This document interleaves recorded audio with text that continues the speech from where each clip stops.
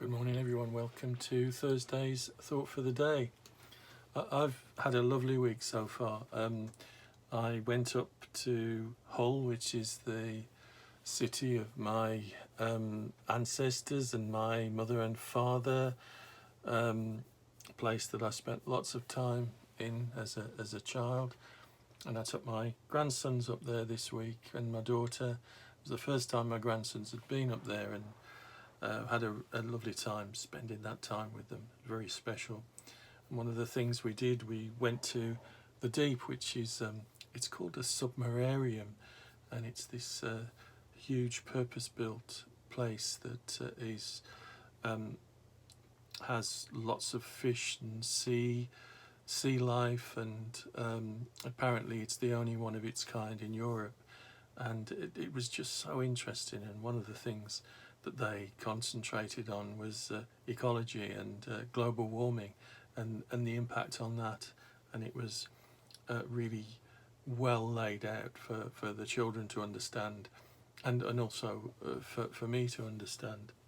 And this week we've got the climate summit, haven't we, in Scotland, and hopefully we might hope that something might come from that.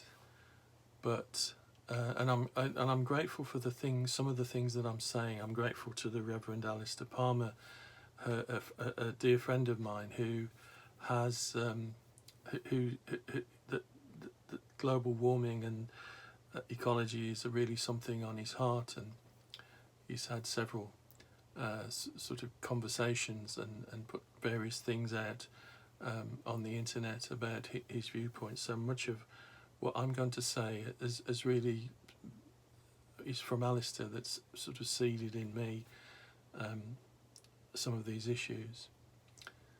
So this summit won't really solve the environmental mess we're in.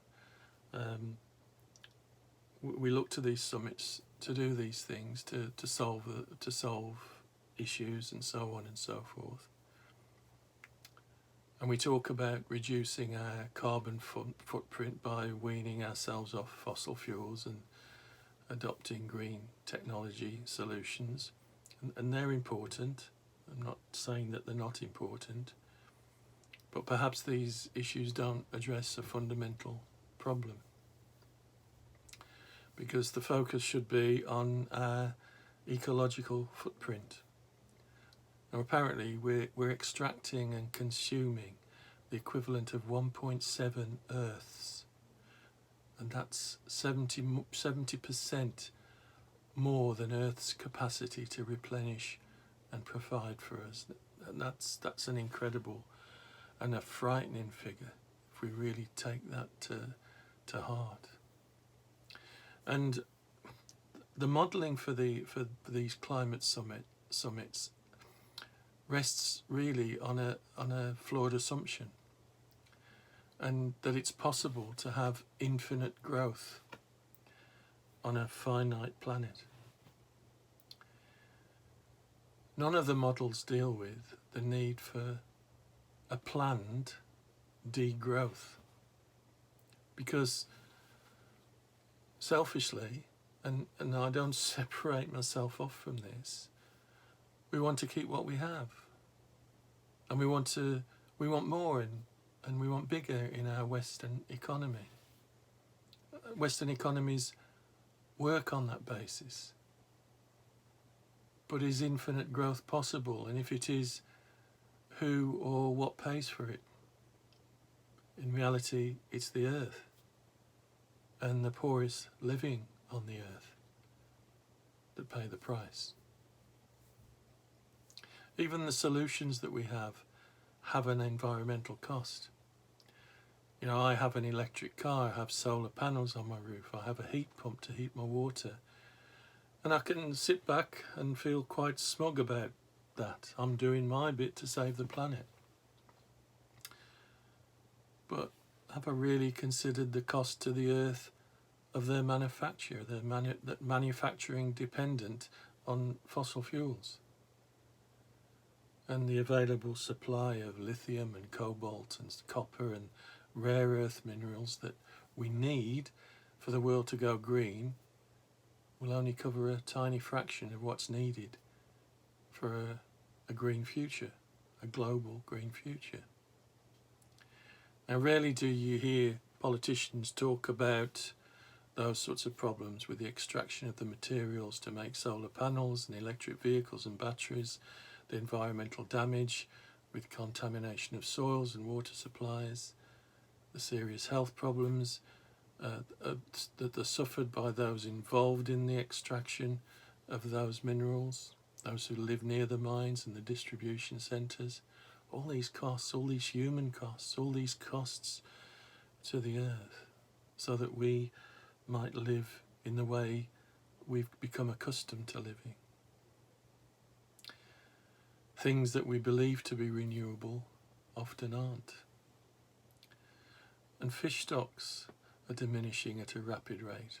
We mine the seas without a care about replenishment or damage to the sea floor, and deforestation continues, and planted tree replacements take decades to reach maturity.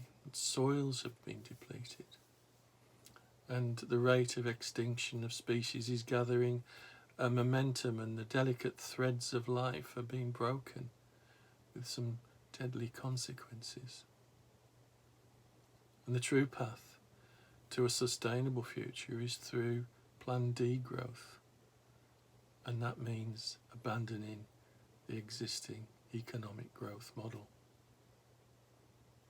But there are powerful forces that are fiercely opposed to any such proposal for degrowth, and that's why it's not on the agenda of the climate summit, because the wealthy elite, nation states and corporations who benefit from infinite growth don't really want it. And we do need to live more simply. I need to live more simply, radically simply, become more household oriented and local community based, as opposed to living in a globalized world dependent on having everything just in time. And that's a radical departure from how we live in the West, and that idea of that radical departure may be fearful for us. I think I'm fearful of that. We fear a deterioration in the quality of our lives, but maybe it doesn't have to mean it would be worse than it is now. The Bible sets limits on human behaviour, doesn't it? And the earth is God's temple, and everything in it is sacred. And we are Adam, which is Hebrew for humanity, with our origins in Adama, which is the soil. And we've been placed in the garden of God's creation with responsibility to care tenderly for it. In Genesis 2, you'll find that. We're not separate from or above creation, but we're part of that incredibly wonderful and complex web of creation. Our future is dependent on the planetary ecosystem for our survival.